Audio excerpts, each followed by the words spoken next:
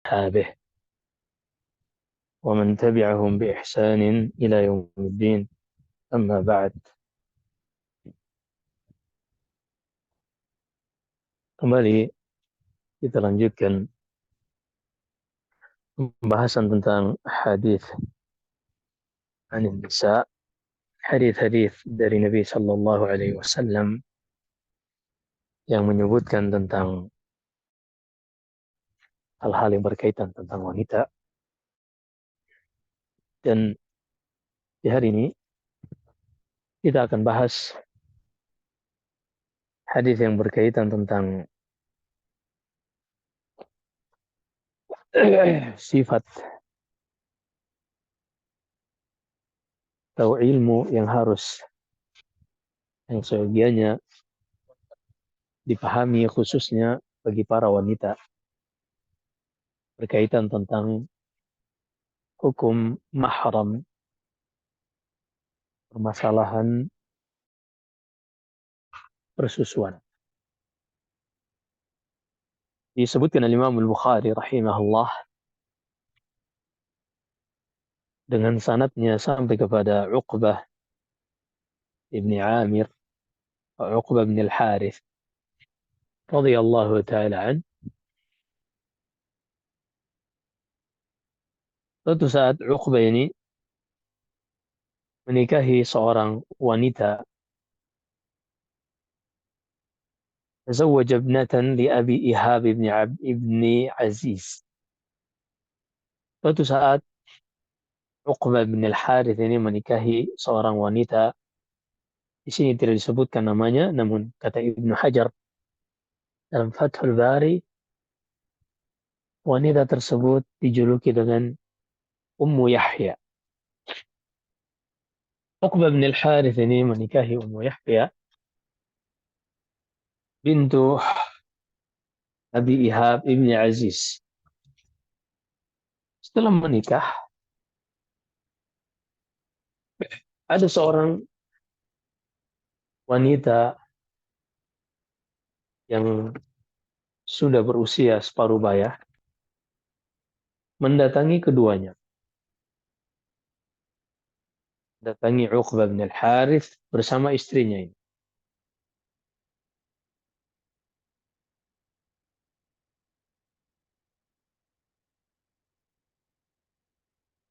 Kemudian kata wanita tersebut,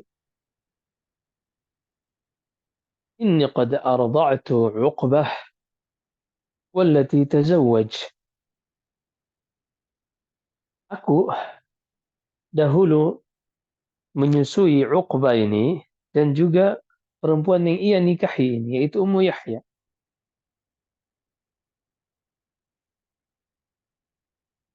Sehingga di sini Uqbah tanpa ia sadari, ia telah menikahi saudari sepersusuan. Lalu Uqbah ibn Al-Harith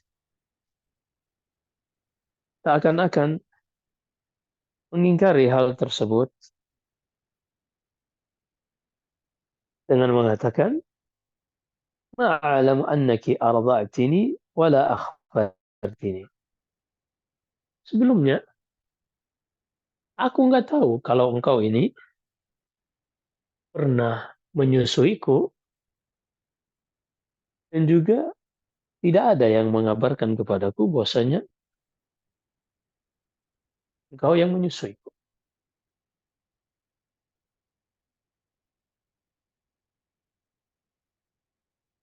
Namun mengetahui ucapan wanita ini, Uqbah bin Al-Harith bukan mencari pembenaran-pembenaran untuk mendukung apa yang ia lakukan, namun beliau mencari kebenaran. Sehingga Uqbah pun segera mengambil hewan tunggangannya, kendaraannya, yang pada saat itu ia berdomisili di Mekah. Beliau pun menaiki kendaraannya, hewan tunggangannya, hingga mendatangi Madinah, menjumpai Nabi Sallallahu Alaihi Wasallam. Sesampainya di Madinah, فسأله فقال رسول الله صلى الله عليه وسلم kaifa وقد قيل. Maka Uqbah pun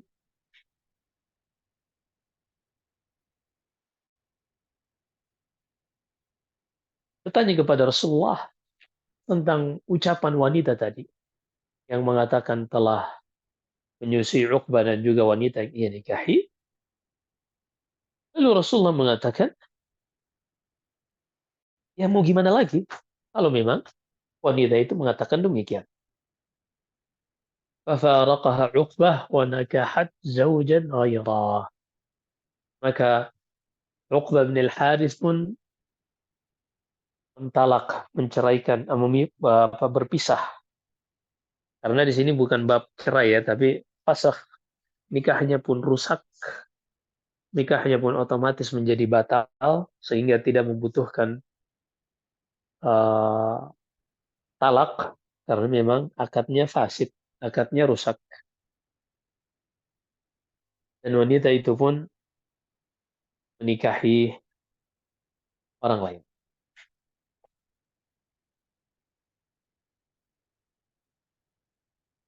nikahi selain Uqbah. Berapa poin dan pelajaran yang kita ingin petik dari hadis ini? Di antaranya, seorang muslim atau muslimah, ia harus selalu menjadikan dalam mindsetnya bahwasanya di dalam hidup ini ia selalu belajar. Sehingga kalau mindsetnya seperti ini, ia akan selalu berusaha mencari kebenaran, bukan pembenaran. Dan kalau seandainya kebenaran itu datang dari siapapun, dari orang yang ia sukai atau tidak, karena dia seorang pembelajar, maka dia akan dengan mudah menerima kebenaran tersebut. Karena memang dia sudah mencoba mengondisikan mindsetnya bahwasanya dia ingin belajar. Dan setelah ia mendengarkan sampai kepadanya kebenaran, dia selalu berusaha untuk membenahi dirinya jika kebenaran tersebut bertentangan dengan apa yang ia lakukan. Bukan sebaliknya ia berusaha mengcounter, ia berusaha untuk mencari pembenaran-pembenaran agar bisa tetap melegalkan kekeliruan yang ia terjatuh ke dalam.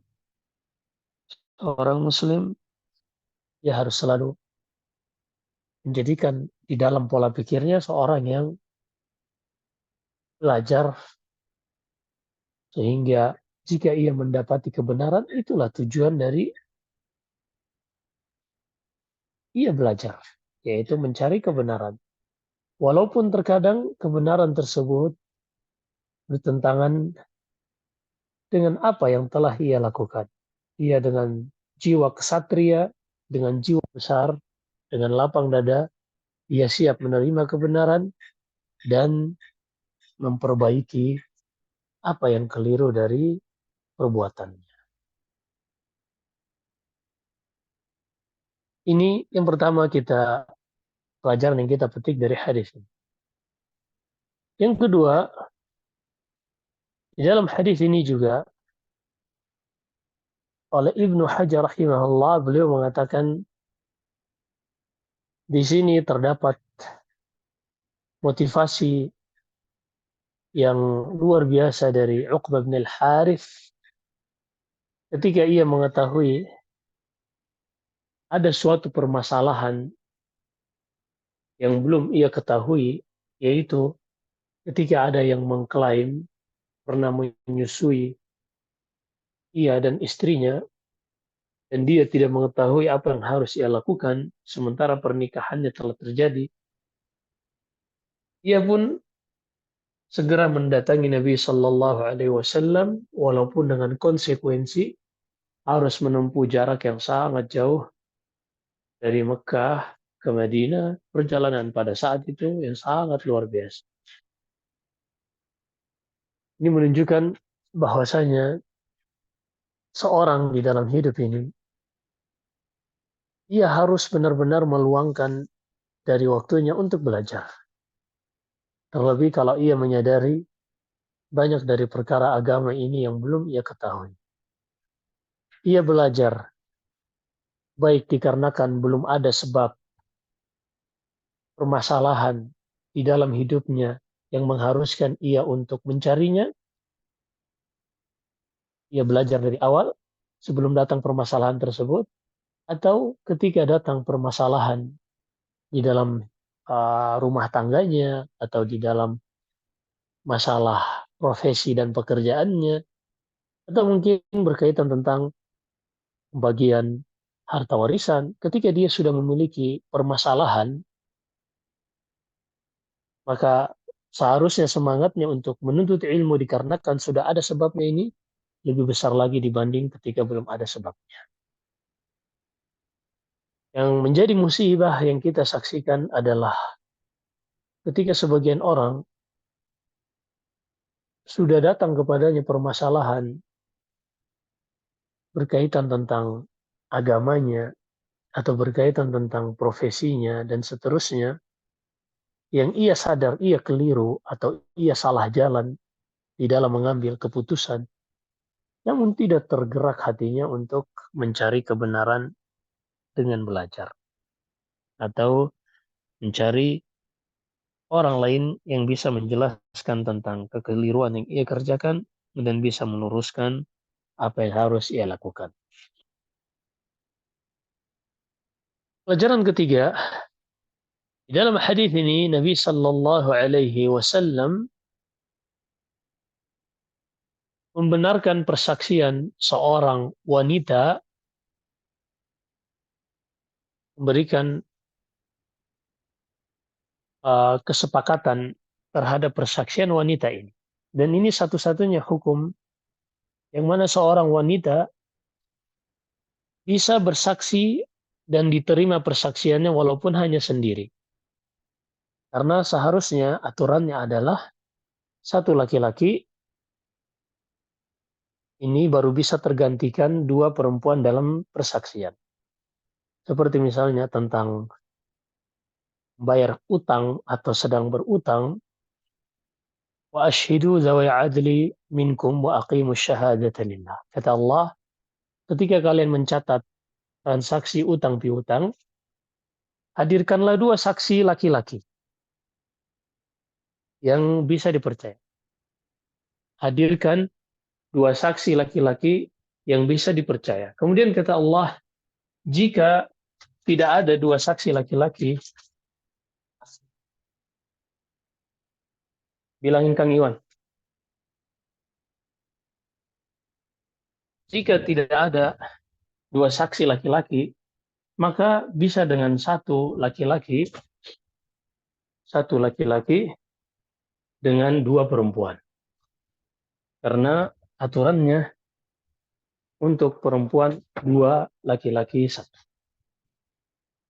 Khusus dalam bab ar-radha'ah, dalam bab persusuan, persaksian seorang wanita diterima walaupun hanya sendirian. Saksian seorang wanita diterima walaupun hanya sendirian. Baik.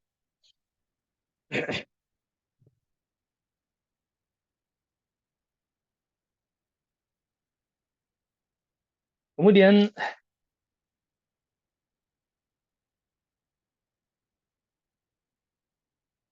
Rasulullah sallallahu alaihi wasallam di dalam hadis ini mengatakan, "Kaifa wa qad qil."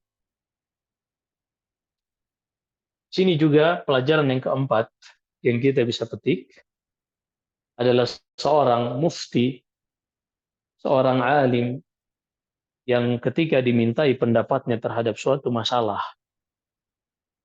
dia harus memberikan jawaban sesuai realita, walaupun mungkin terkadang jawaban tersebut dirasakan akan berakibat pahit bagi orang yang bertanya. akan terasa pahit bagi orang yang bertanya. Seperti dalam hadis ini, Rasulullah mengetahui bahwasanya konsekuensi ketika Rasulullah menyetujui ucapan saksi wanita tadi, maka akan terjadi perpisahan. Suami istri ini akan ada hati yang tersakiti.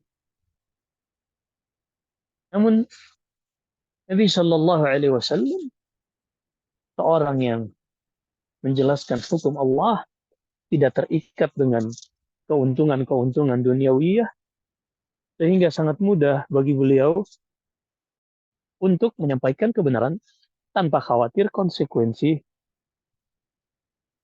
uh, kehilangan followers misalnya, atau kehilangan fasilitas-fasilitas duniawi, nggak ada. Karena memang ini diantara manhaj para nabi dan rasul yang Allah Subhanahu wa taala bimbing mereka di dalam surat Asy-Syu'ara dan juga surah-surah yang lain. Allah berfirman, "Qul la as'alukum alaihi ajrah." Katakan kepada mereka, wahai para rasul, katakan kepada umat kalian, kami tidak akan meminta upah dari kalian sedikit pun. Mohon maaf sebentar ya, sebentar. Mohon maaf.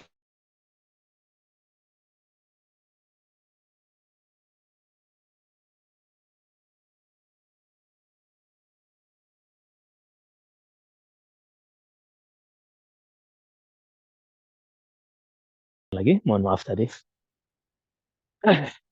Maka seorang dai yang mengajak kepada jalan Allah, yang menjelaskan kepada manusia syariat Allah, seyogianya ia menjadi seorang yang independen, seorang yang tidak terikat dengan suatu kelompok, tidak terikat dengan suatu organisasi yang dibangun di atas loyalitas terhadap ADART, aturan-aturan di dalam ormas tertentu atau organisasi tertentu.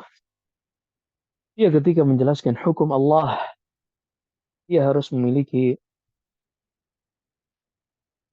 prinsip sendiri, dia harus memiliki independensi sehingga fatwanya tidak akan tersetir, tidak oleh pemimpinnya. Ia hanya akan menjelaskan syariat Allah Subhanahu wa taala. Demikian tadi kita dengarkan bagaimana Allah bimbingkan kepada para rasul-rasulnya, "Qul la as'alukum alaihi ajrah in ajriya illa ala rabbil alamin." Katakan kepada mereka, wahai Rasul, aku tidak meminta upah sedikit pun kepada kalian. Upah dan balasanku semuanya hanyalah dari Allah Subhanahu wa taala, Rabb, pencipta alam semesta ini. Ketika seorang dai memiliki prinsip seperti ini, maka siapapun yang datang berfatwa, yang meminta fatwa kepadanya, seorang yang kaya atau miskin, seorang pejabat atau rakyat jelata, semuanya sama di hadapan. Dia hanya akan menyampaikan hukum Allah tanpa ada tendensi-tendensi keuntungan duniawi, baik yang meminta fatwa tersebut senang dengan hasil fatwanya atau tidak, hal tersebut tidak akan mengubah hukum Allah yang ia ketahui dari dalil-dalil Al-Quran dan sunnah Nabi Sallallahu Alaihi Wasallam. Sebutkan dalam biografi Sufyan Al-Thawri, Sufyan bin Sa'id bin Masruq Al-Thawri rahimahullah, beliau ini seorang, dan beliau ketika berbicara juga sangat zuhud. Namun ketika beliau jalan ini, beliau tidak terlepas dari memegang duit dinar, emas di tangan. Sehingga murid-muridnya pernah bertanya, ya Imam, Anda ini kalau berbicara tentang zuhud sangat luar biasa. Orang-orang yang mendengarkannya, mereka seakan-akan pada saat mendengarkan ucapanmu merasa dunia ini tidak ada artinya sama sekali. Tapi kenapa engkau selalu membawa dinar-dinar ini? Seperti orang yang tidak zuhud. Lalu kata Sufyan al-Thawri, laula hadhihi ad-dananir fatamandala alaina al-muluk. Kalau bukan karena dengan dinar-dinar yang di tangan kita ini, kita bisa hidup secara independen, hidup mandiri, ekonomi kita bisa mandiri tanpa bantuan dari mereka. Kalau bukan karena prinsip seperti ini, niscaya fatwa-fatwa kita akan sangat mudah disetir oleh para pejabat, para pemimpin. Maka demikianlah dahulu para ulama menilai siapa saja yang dekat-dekat dengan pejabat, dengan pemerintah, maka sangat dikhawatirkan ia akan mudah disetir, sangat dikhawatirkan fatwanya akan mudah terbeli, yang kita kenal dengan fatwa by order. Ini yang dahulu para salaf mencoba menjauhi, dikarenakan kalau mereka dekat-dekat dengan pemimpin, sementara Allah sebutkan bahwasanya kebanyakan dari manusia, kebanyakan dari orang-orang yang memegang jabatan, kemungkinan mereka untuk menyimpang sangat mudah dengan segala fasilitas yang mereka miliki.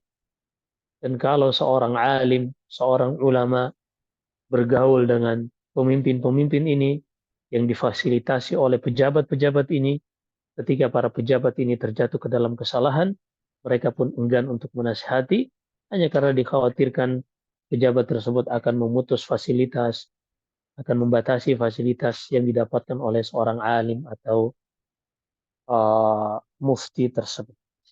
Maka ini di antara fikih yang bisa kita pelajari dari hadis ini, bahwasanya seyogianya seorang alim ia harus benar-benar seperti panutannya, yaitu Nabi kita Muhammad sallallahu alaihi wasallam, yang menyampaikan hukum Allah tanpa takut kemaslahatan apapun, tanpa khawatir konsekuensi apapun, karena semuanya bagaimana ia bisa mencapai ridha Allah Subhanahu wa taala. Ini Rasulullah sallallahu alaihi wasallam ketika ditanya oleh Uqbah ibn al-Harith, bagaimana wahai Rasulullah dengan konsekuensi yang Rasulullah ketahui, maka Rasulullah menjawab, kaifa wa qad qil. Alhamdulillah. Afwan. Di Gunung Salak lagi ditutupi oleh kabut jadi dingin banget. Afwan, afwan. Ala kulli hal, kata Rasulullah ketika ditanya oleh Uqbah ibn al-Harith, bagaimana wahai Rasulullah, aku sudah menikahi wanita ini dan perempuan paruh-baya tersebut mengklaim ia telah menyusui kami berdua. Kata Rasulullah, mau bagaimana lagi kalau memang realitanya seperti itu. Maka Uqbah bin al-Harith pun berpisah dari wanita yang ia nikahi ini. Kemudian wanita tersebut menikahi laki-laki lain selain Uqbah ibn al-Harith. Baik, ini beberapa pelajaran yang bisa kita petik dari hadis ini. Masih ada beberapa faedah lagi yang mungkin kita bisa petik, tapi kita buka sesi tanya jawab. Silakan kepada peserta jika ada yang ingin ditanyakan. Wallahu a'lam. Ya, baik. Jazakumullah khair Ustadz untuk materinya. Dan juga semoga Ustadz diberikan kesehatan beserta keluarga, mengingat di sana mungkin terlalu dingin Ustadz ya, karena musim hujan juga. Untuk teman-teman yang ingin bertanya, dipersilahkan berkenaan dengan materi ataupun juga dengan hal lain mungkin. Dipersilahkan. Ya Ustadz, saya izin bertanya Ustadz, mengawali dari teman-teman mungkin. Berkenaan dengan ini Ustadz, seorang pemimpin dia harus independen gitu Ustadz. Dan ini berkaitan dengan misalkan kalau seseorang itu mendirikan masjid atau tempat ibadah, misalkan kalau kita umat Islam mendirikan masjid, apakah misalkan seperti itu dibolehkan seorang non-muslim itu memberikan sumbangan ke masjid itu Ustadz, misalkan tapi yang non-muslim ini mempunyai power. Maaf, ini pengalaman Ana, misalkan ketika dulu saya pernah tinggal di Houston, itu seperti itu Ustadz. Jadi misalkan kita mendirikan Masjid Indonesia dan di sana ada sebuah kelompok, misalkan jadi dari non Muslim yang memberikan yang menyumbangkan uangnya untuk pembangunan masjid itu, Ustadz. Jadi ini yang memberikan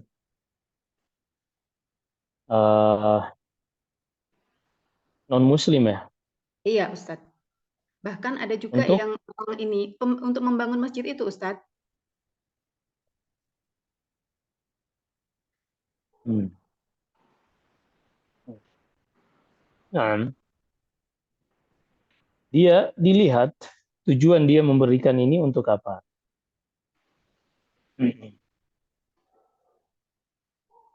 Kalau dia memberikannya sebagai hadiah kepada kaum muslimin,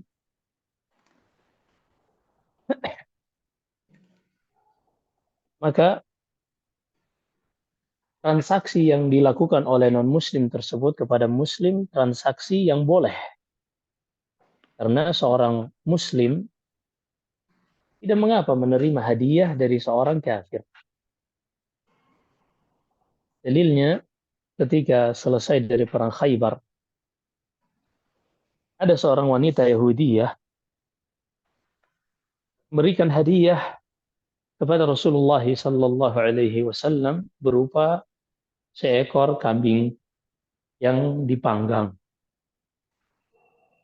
Wanita tersebut ternyata ingin berbuat jahat kepada Rasulullah dengan meracuni kambing panggang tadi. Nabi Shallallahu Alaihi Wasallam memakan dari hadiah wanita Yahudi tersebut, menunjukkan bahwasanya menerima hadiah dari seorang non-Muslim boleh. Ketika boleh pada hak seorang Muslim menerima hadiah, maka jika diberikan, artinya kalau hadiah dari kafir tadi boleh diberikan kepada seorang Muslim secara individu, maka diberikan kepada seluruh kaum muslimin dalam wujud uh, untuk membangun masjid dengan tanpa syarat tentunya dari non muslim yang memberikan hadiah tersebut, maka tidak mengapa. Maka tidak mengapa. Wallahu a'lam. Ya, baik. Jazakumullah khair, Ustadz. Ya, ini ada pertanyaan yang masuk. Bismillah. Assalamualaikum warahmatullahi wabarakatuh. Izin bertanya, Ustadz, bagaimana Yes. dengan bagaimana dengan masa idah wanita yang menikah karena persusuan? Apakah masa idahnya sama dengan wanita yang dengan talak biasa, Ustadz? Jazakumullah khair. Gimana tadi? Diulangi. Perempuan yang berpisah karena ternyata persusuan seperti hadis di atas, seperti hadis ini, Ustadz, apakah masa idahnya itu sama dengan perempuan yang ditalak cerai karena masalah atau yang lainnya, Ustadz? Nah, ketika dilihat dari sisi hikmah dari hikmah dari tujuan iddah, yaitu untuk mengosongkan rahim,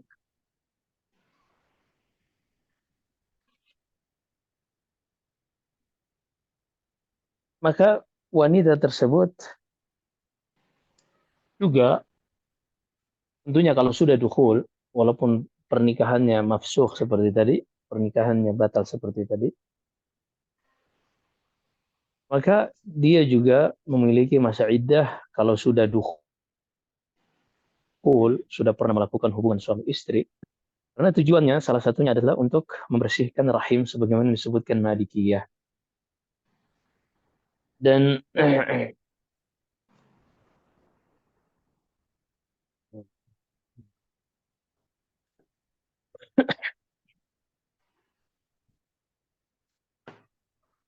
Allah berfirman di dalam surat Al-Ahzab, "Ya ayyuhalladzina amanu إذا نكحتم المؤمنات ثم طلقتموهن من قبل أن تمسوهن فما لكم عليهن من عدة تعتدونها. Wahai orang-orang beriman,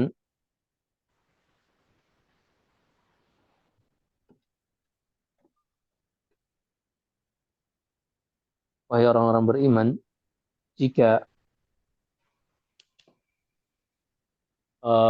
kalian menikahi wanita dan kalian belum pernah menyentuhnya, belum pernah dukhul, maka tidak ada iddah bagi wanita tersebut. Karena salah satu tujuan dari masa iddah itu, masa tunggu, adalah agar tidak bercampur di dalam rahim seorang wanita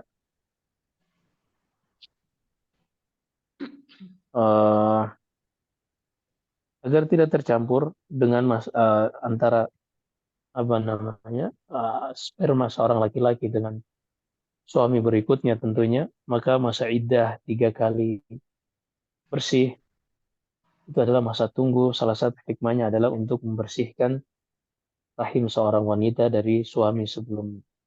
Sehingga kalau seandainya seorang yang diceraikan ini dalam keadaan hamil, maka masa iddahnya adalah ketika ia melahirkan kehamilannya. Misalnya seorang wanita ditalak di pagi hari dalam keadaan hamil, udah menunggu masa-masa lahiran misalnya, di malam hari ia melahirkan, maka selesai masa iddahnya. Karena memang seorang wanita yang hamil tidak mungkin bisa bercampur lebih dari satu eh, apa namanya sperma laki-laki. Nah, walaupun para ulama berselisih pendapat nanti kalau nikah yang fasid ini, apakah dia harus 3 kali bersih ataukah cukup 1 kali saja? 3 kali haid ataukah 1 kali haid? Nah, demikian Allah. Ya, baik. Jazakallah khair Ustadz. Pertanyaan selanjutnya, Assalamualaikum. Izin bertanya, bisakah hanya satu orang saksi lelaki ketika mencatat hutang Ustadz? Gimana? Untuk mencatat hutang, bolehkah hanya satu orang saksi Oh, lelaki? nah, Ya. mencatat hutang ini hukum asalnya wajib di awal-awal Islam, namun setelahnya terhapus hukumnya menjadi dianjurkan saja. Ada firman Allah dalam surat Al-Baqarah, ya ayyuhalladzina amanu idza tadayantum bidainin ila ajalin musamma faktubuh. Wahai orang-orang beriman, jika kalian melakukan transaksi utang piutang, maka tulislah, catat, dan persaksikan 2 orang yang kalian anggap orang yang bisa diterima pendapat. Kemudian kata Allah pada ayat setelahnya, wa in kuntum ala safarin wa lam tajidu katiban farihanu maqbudah. Fa in amina ba'dukum ba'dha, jika seorang merasa aman menganggap orang yang mengutang ini orang yang amanah dan dia tidak perlu tulis, maka tidak mengapa. Sehingga ayat yang kedua ini menghapus kewajiban dari menulis utang, mencatat utang pada ayat yang sebelumnya tadi. Namun kalau seorang tetap mencatatnya, maka itu adalah suatu anjuran, tapi tidak mencapai hukum wajib. Nah, apakah bisa hanya satu orang saksi lelaki ketika mencatat utang? Karena memang hukumnya sudah boleh-boleh saja, maka tidak mengapa insya Allah. Wallahu a'lam. Ya, baik. Jazakumullah khair Ustadz. Pertanyaan selanjutnya, pertanyaan nomor 2 dari penanya yang sama, tentang larangan ihram ketika umroh menggunakan sabun yang ada pewangi. Jika seorang tersebut melanggarnya karena lupa atau tidak sengaja, namun hal itu masih terus mengganjal di hati. Bisakah kita membayarnya setelah pulang dan bagaimana caranya? Bolehkah kita memberikan beras dan sebagainya? Jazakumullah khair Ustadz.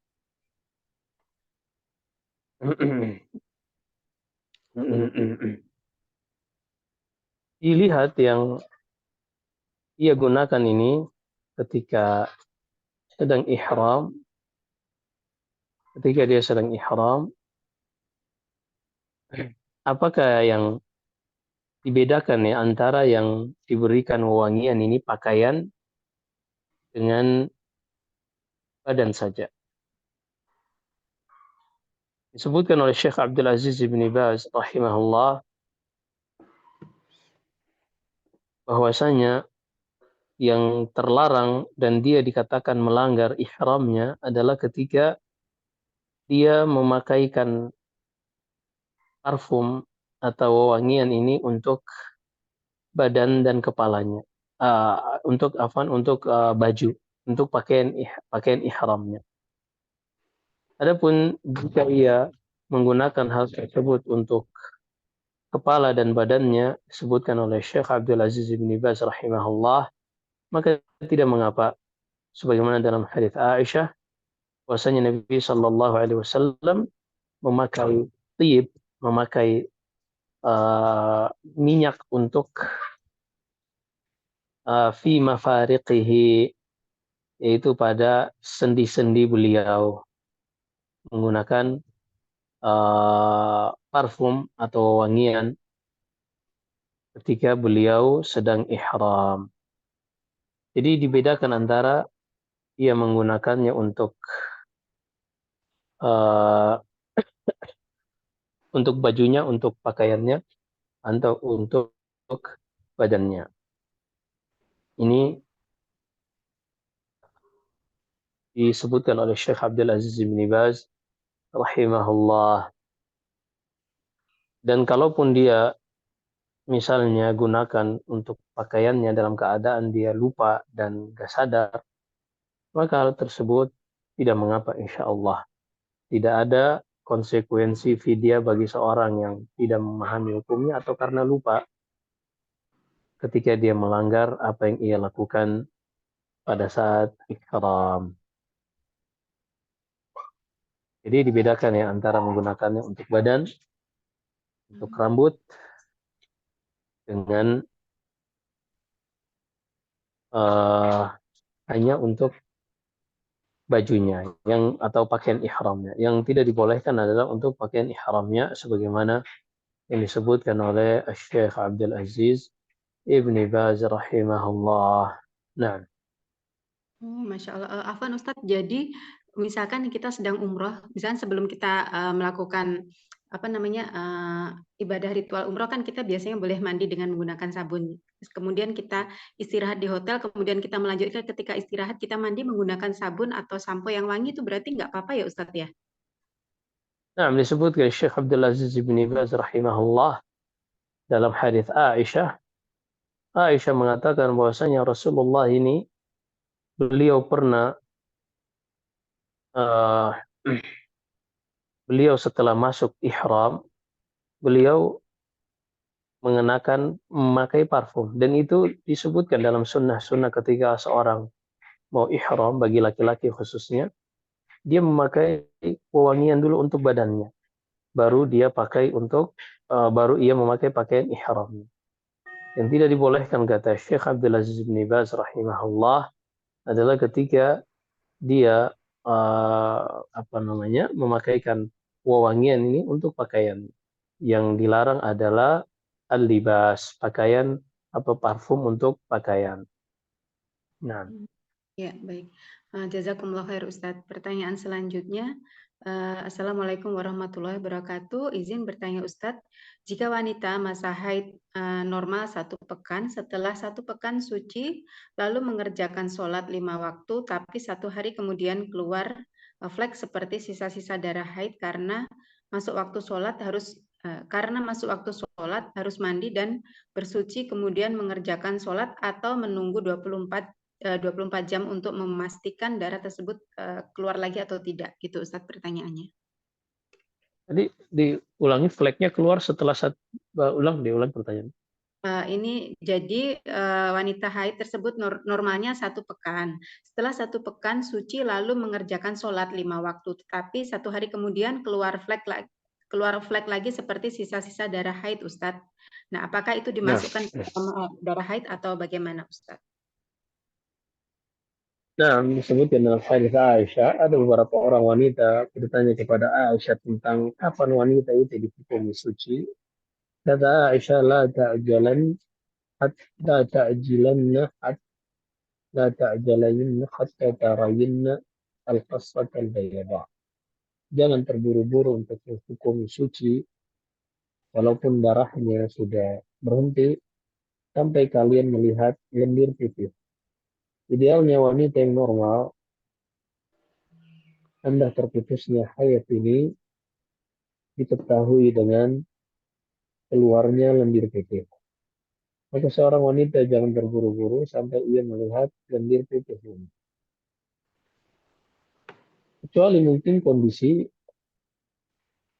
ada yang tidak keluar lendir putih, maka seorang wanita menggunakan kapas atau tisu. Walaupun ini kondisi jarang, karena idealnya, normalnya seorang wanita ketika terputus dari masa haid, ini ditandai dengan keluarnya lendir putih. Sehingga kata Aisyah, jangan terburu-buru sampai kalian melihat lendir putih. Tapi kalau seandainya dia seorang yang mungkin di luar kondisi normal, pengaruh obat atau selainnya misalnya, maka ketika dia sudah melihat darahnya terputus, dia mencoba menggunakan tisu atau kapas, dicek di jalur keluarnya. Kalau memang benar-benar sudah bersih, maka dia sholat. Lalu setelahnya, fala yadurruka humrah wal kudrah. Kata para sahabiyat, setelah terlihat lendir putih tadi, atau misalnya dia tidak keluar lendir putih karena ada permasalahan kesehatan mungkin atau yang lainnya, dan dia sudah mencoba untuk menggunakan tisu atau kapas, mengecek bahwasanya memastikan tidak ada darah lagi. Kalau sudah ia lakukan satu dari dua hal ini, kemudian ia melihat flek lagi, kata para sahabiah, la tadurruki al-qudratu wal humrah. Maka flek yang keluar setelahnya tidak berpengaruh lagi. Nah, wallahu a'lam. Ya, baik. Jazakumullah khair, Ustadz. Pertanyaan selanjutnya, Bismillah, Assalamualaikum warahmatullahi wabarakatuh. Semoga Allah selalu melindungi dan menjaga Ustadz beserta keluarga kepada kita semua dan seluruh kaum muslimin. Amin. Allahumma amin. Afwan izin bertanya, bagaimana jika terdapat seorang ibu yang memiliki anak angkat yang diasuh sejak bayi? Ibu tersebut dulu pernah mencoba menyusuinya namun sulit dikarenakan belum memiliki ASI. Apakah anak angkat itu tetap menjadi saudara sepersusuan dengan anak ibu tersebut dan tersebut yang lainnya atau termasuk bukan mahram, Ustadz? Jazakumullah khair. Dalam surat Al-Ahzab yang kemudian sudah dihapus lafadznya tapi hukumnya tetap diamalkan adalah khams rada'atin yuharrimna, kata Aisyah, lima kali susu, 5 kali persusuan barulah menjadikan seorang anak menjadi mahram bagi ibu yang menyusuinya. Hanya sekadar diangkat, dinafkahi, diasuh sebagai anak angkat tanpa ada susu dari ibu tersebut yang masuk ke dalam perut sang bayi sampai 5 kali dan anak tersebut dalam keadaan lapar hingga kenyang, maka tidak menjadikan ibu dan anak ini menjadi mahram. Nah,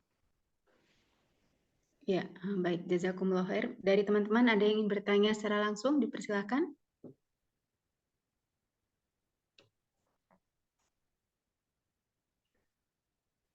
Oh ya, ini ada pertanyaan yang masuk, Ustadz. Bismillah, Ustadz. Bagaimana dengan hitungan seseorang dalam perjalanan waktu safar? Terus misal waktu zuhur tiba, kita melanjutkan perjalanan jam 2 selama 2 jam ke depan. Yang artinya mungkin nyampe sudah jam 4. Dan asar tiba di perjalanan tidak menemukan masjid, apa wajib menjamak sholat ketika zuhur? Apa kita sholat pas sampai rumah jam 5, Ustadz? Bisa dipahami, Ustadz, nah, pertanyaannya? Ya. jika dalam keadaan safar seorang diberikan rukhsah, orang diberikan rukhsah. Nabi Shallallahu Alaihi Wasallam ketika beliau hendak safar dan beliau meninggalkan Madinah sebelum waktu zuhur, maka beliau akan melakukan jamak takhir nanti sholat zuhur dan asar di waktu asar. Tapi ketika beliau hendak meninggalkan Madinah, telah masuk waktu zuhur, maka beliau akan sholat zuhur dan asar jamak takdim di waktu zuhur. Intinya, ketika safar, seorang diberikan keringanan. Dan dari dua opsi yang disebutkan dalam pertanyaan ini, keduanya boleh-boleh saja. Dia ingin sholat di tengah perjalanan, jamak qasar, jamak takdim di waktu zuhur, mengerjakan sekalian zuhur dan asar, atau dia menantikan sampai ke tempat tujuan, atau dia sampai ke rumahnya misalnya dari perjalanan, baru dia jamak akhir. Boleh-boleh saja, namun harus diperhatikan ketika ia sudah sampai ke rumahnya, ia hanya boleh jamak, tapi tidak boleh qasar. Ketika sudah sampai di rumahnya, sudah tidak sedang safar lagi, ia hanya boleh jamak tanpa qasar. Artinya dia dia boleh menggabungkan sholat zuhur dan asar di waktu asar, namun dia tidak boleh sholat 2 rakaat lagi, asar dan zuhur 2 rakaat. Masing-masing 4 rakaat. Berbeda kalau dia sedang dalam perjalanan, masih termasuk jarak safar, maka dia uh, boleh mengqasar dan menjamak. Demikian Allah. Ya, baik. Masih ada waktu, Ustadz? Ya, satu lagi Ustadz pertanyaannya. Bismillah, Assalamualaikum warahmatullahi wabarakatuh. Ustadz mohon dijelaskan tentang khulu Ustadz. Apakah di sini seorang wanita yang mengajukan khulu, dia tidak mendapatkan hak sebagaimana seorang wanita yang ditalak. Misalkan seperti dia tidak boleh lagi tinggal di rumah suaminya dan tidak bisa mendapatkan nafkah selama 3 bulan Ustadz. Demikian, jazakumullah khair. Nah, nafkah setelah talak ini namanya mut'ah. Dan dalam hadis Fatimah bintu Qais, Rasulullah mengatakan wanita yang sudah ditalak 3, ba'inah, yang sudah tidak bisa rujuk lagi. Demikian pula khulu ini termasuk bainunah, sama dengan talak ba'in. Maka tidak ada mut'ah baginya, tidak ada nafkah dan hadiah baginya. Apalagi khulu ini atas inisiatif wanita, atas inisiatif istri. Maka tidak ada mut'ah baginya, tidak ada pemberian seperti yang disebutkan tadi. Dan juga yang suami diperintahkan untuk tidak boleh melarang, tidak boleh mengeluarkan istrinya dari dalam rumah ini kalau masih seandainya status talak raj'i, talak yang bisa dirujuk. Talak 1 dan talak 2. Allah berfirman dalam surat At-Talaq, askinuhunna min haitsu sakantum min wujdikum. Tempatkanlah istri-istri kalian yang masih talak raj'i ini di rumah-rumah kalian, jangan kalian mengusir mereka. Berbeda kalau sudah talak bain, talak 3, atau khulu, sang wanita yang meminta, maka ini tidak ada kewajiban lagi bagi laki-laki untuk membiarkannya tinggal wanita tersebut di rumahnya, dan tidak ada kewajiban juga nafkah. Demikian Allah alam. Berbeda kalau seandainya ada anak, maka sang laki-laki tadi dia berkewajiban menafkahi anak, bukan istri, bukan mantan istri, tapi anaknya, karena tidak ada mantan anak. Nah, Allah alam. Ya, baik. Jazakumullah khair Ustadz. Dari teman-teman ada yang ingin bertanya? Oh, ini pertanyaan yang tentang persusuan tadi Ustadz ada kelanjutannya. Jadi di sini dikatakan Afwan Ustadz, jadi jika memang sudah memang sudah dicoba disusui mungkin sampai 5 kali tetapi tidak keluar ASINY-nya, berarti belum termasuk saudara sepersusuan ya Ustadz begitu. Dan jika iya, apa yang harus dilakukan kepada anak angkat tersebut Ustadz? Mohon penjelasannya Ustadz. Ya, sebenarnya kalau dia memang berusaha untuk menjadikan mahram, wanita tersebut bisa minum obat perangsang biar ASINY-nya keluar. Ada ya obat-obat yang tidak mengganggu hormon, tidak mengakibatkan mudarat yang lebih besar. Kalau seandainya dia bisa meminum dari obat atau pil yang bisa membantu merangsang untuk menghasilkan air susu, maka jika bayi tersebut minum dari air susu ini, bayi tersebut menjadi mahram bagi ibunya, tidak bagi suami ibu tersebut. Jadi mahram bagi ibunya, namun tidak bagi suami ibu tersebut. Karena air susu tersebut murni hanya dari ibu tersebut, tidak ada hubungannya dengan suaminya. Berbeda dengan kalau seandainya seorang wanita memiliki susu karena habis melahirkan, tentunya ini salah satu faktor penyebabnya adalah karena suaminya. Innamal laban lil fahd. Rasulullah, susu yang seperti itu disebabkan oleh suami. Adapun yang menggunakan pil tadi, maka tidak ada intervensi suami, murni dari pil, mempengaruhi hormon progesteron atau hormon yang bisa menghasilkan air susu bagi wanita ini, maka dia bisa melakukan hal tersebut. Namun kalau enggak, tidak ada hubungan mahram, sehingga wanita tersebut, kalau anak yang diasuh tersebut laki-laki, tidak bisa menjadi mahramnya, tidak bisa menjadi teman safarnya, dan juga tidak boleh berkhalwat berdua-duaan dengan anak tersebut. Kalau sudah masuk usia balik, tidak boleh bersentuhan, dan juga tidak ada konsekuensi hubungan wali atau waris mewarisi. Nah, Masya Allah, jazakallah khair Ustadz untuk faedahnya. Masya Allah, saya juga baru tahu. Saya pikir ketika seorang istri sudah menyusui anak tersebut, meskipun itu pakai pil, tetap maksudnya bisa dibalikan dengan suami. Ternyata nggak bisa ya Ustadz ya, Masya Allah. Jazakumullah khair Ustadz untuk faedah-faedahnya. Mungkin dan tidak ada pertanyaan lagi. Jika Ustadz berkenan, mohon nasihatnya Ustadz sebelum kajian ditutup Ustadz. Tafadhol.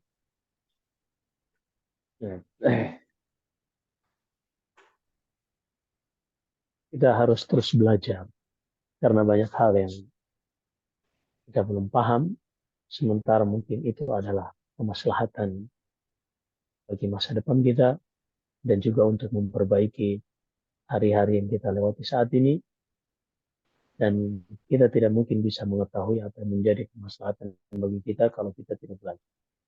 Maka terus kita motivasi diri, sesibuk apapun kita harus tetap meluangkan waktu untuk belajar dan belajar. Karena dengan belajarlah jadi sebab Allah memberikan hidayah kepada kita. Ibarat ketika turun hujan dari langit, orang yang belajar adalah orang yang mengambil wadah untuk menampung air hujan yang turun dari langit. Adapun orang yang tidak belajar, mereka tidak terbesit di dalam pikiran mereka untuk menyediakan wadah menampung hujan dari langit. Maka itulah hidayah yang Allah turunkan dari langit, ilmu. Seorang penuntut ilmu, seorang yang belajar akan terus bertambah hidayah dan petunjuk di dalam hidupnya, sehingga terus ia bisa membenahi hidupnya lebih baik. Adapun seorang yang tidak belajar, dia akan terus terjauhkan dari ilmu dan hidayah dari Allah Subhanahu wa taala. Maka tidak ada pilihan bagi kita kecuali berusaha untuk terus belajar. Allahu a'lam. Ini yang bisa kita sampaikan. Jika ada benar semata-mata dari Allah Subhanahu wa taala, jika ada kesalahan dan kekeliruan dari saya, astaghfirullah li wa lakum. Sallallahu alaihi wasallam wa baraka ala nabiyyina Muhammad. Subhanakallahumma wa bihamdik, asyhadu an la ilaha illa anta astaghfiruka wa atubu ilaik. Assalamualaikum warahmatullahi wabarakatuh.